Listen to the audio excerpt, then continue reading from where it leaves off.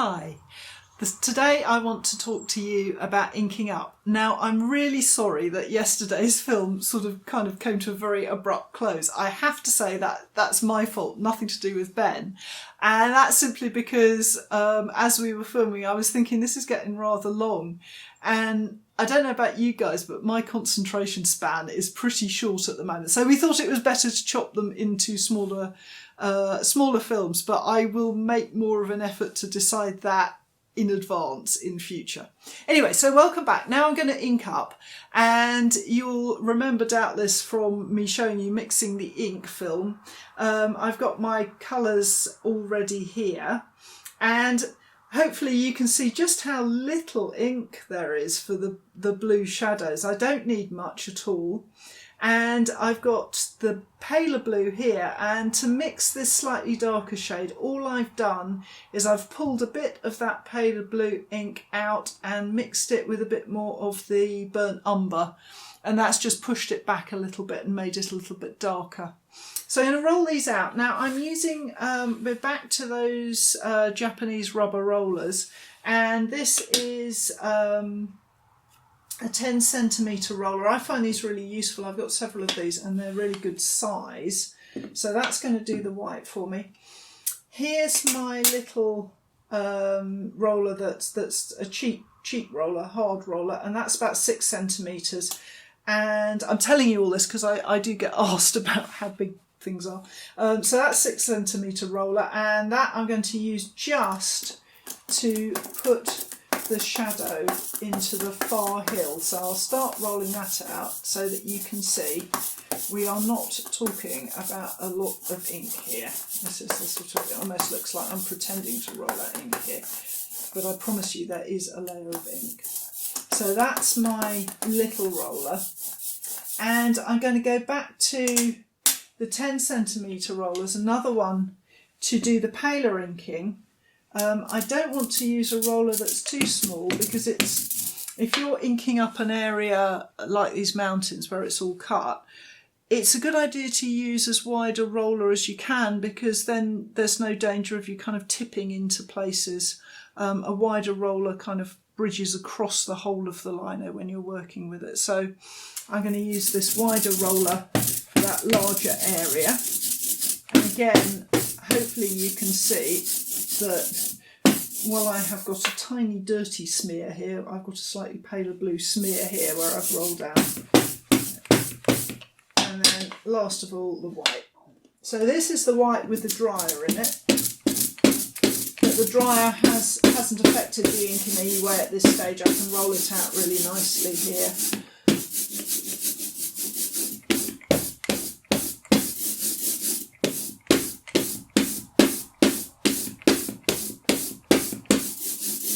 So just taking my time to make sure I've got a nice cohesive layer on. And these rollers are great because I can turn them upside down and rest them. I don't have to roll them out. There's another version I've got here. Again, lovely roller, but it's got a little prop there, but I've never worked out how that's actually benefits me with propping it up. It still goes down on its roller. So that one, not so easy to leave. Okay, so I'm going to start with the white opaque and then the paler layer of blue for my inking.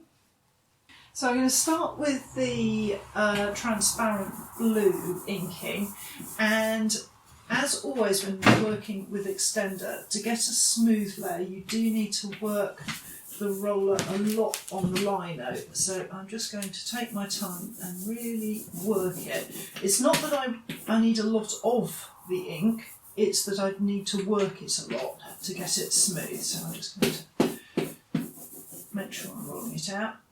And then, because it's such a thin layer, there's no colour. You can't see that there's any blue there.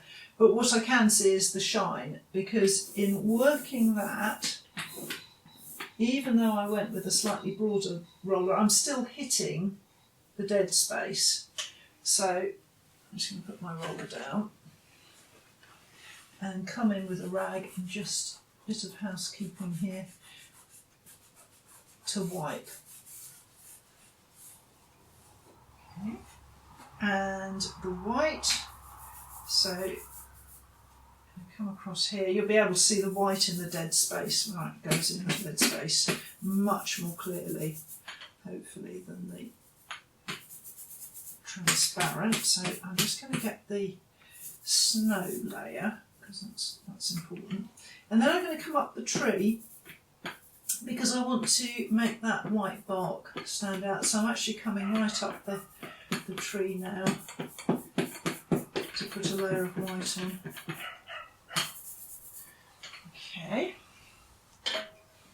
and I'm going to wipe it back. When you do this, if you do sort of partial inking like this, it's a really good idea. Like here, for example, I don't want it on this space anyway, but here it would be bad to leave it because you'd have a hard line, and in nature you don't just get a parallel line like that across all the branches. You would have white coming at different places. So if I wanted to show the white branches in this inking, then I'd be wiping some back and letting others be more inked and so forth to make it look more natural. But in actual fact, I don't want it there at all, so I'm just going to ease that back. I haven't quite decided about this tree yet, how I'm going to ink it, so that will be something exciting for us to discover together. Okay, so I'm just coming down here. Usually when I'm working, I kind of have a basic idea of how I want things to look, but the rest of it is just improvisation and decision making as I go along.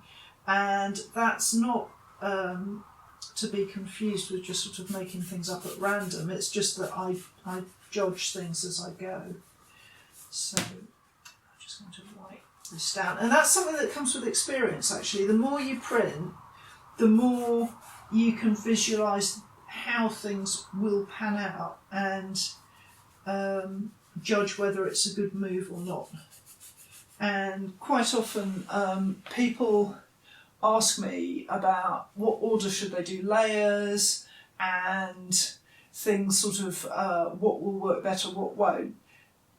And it's really difficult to say because there is no magic answer to that.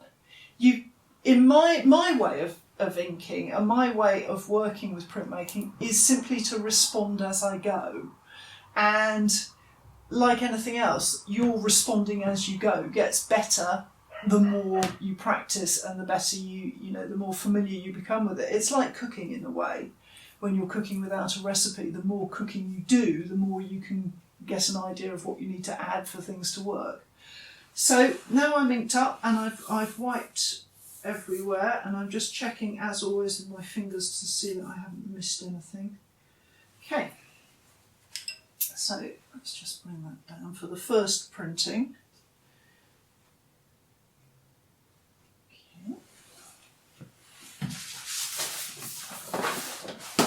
So my 3 layers of card going into place.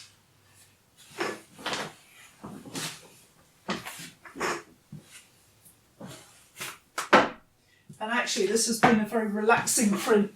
Usually it's a lot more physical using the press.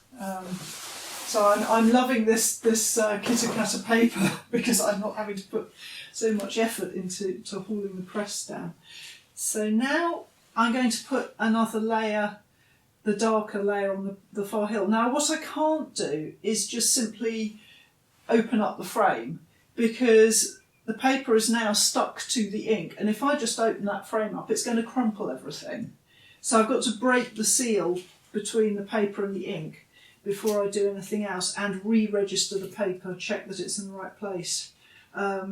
If you work with delicate papers, or you plan to, just bear in mind that they crumple so easily. Okay, so now I've broken that seal, I can actually let the paper flop back down and check that it's in the right place. Okay. If I was using the Fabriano Rosa Spina that I usually use, I'd be being a little bit more gung-ho about it. Okay. Lovely. So now I've got my blue layer on, and I'm going to put my slightly darker layer.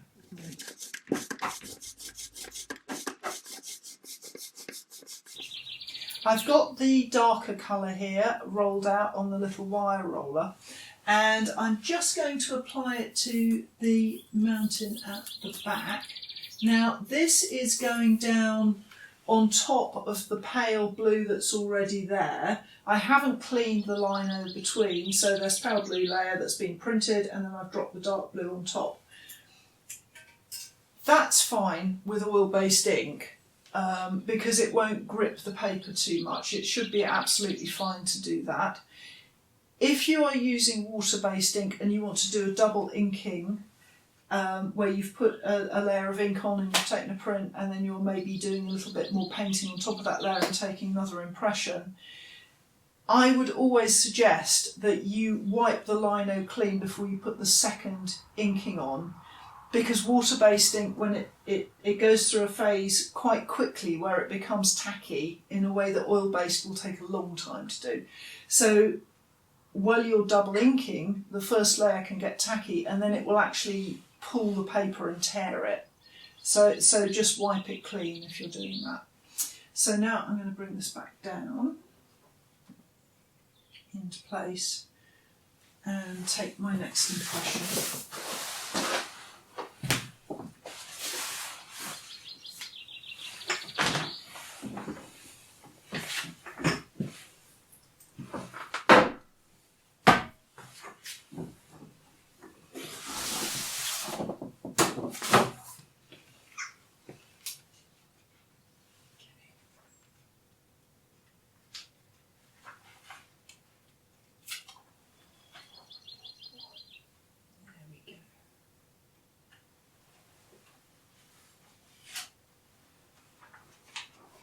And just to show you, there I have my darker hill at the back, paler in the foreground, and also this white area here. So that's that layer of inking done, or rather that's that double layer of inking done, and I hope you'll join me for the next stage, and thank you very much for watching.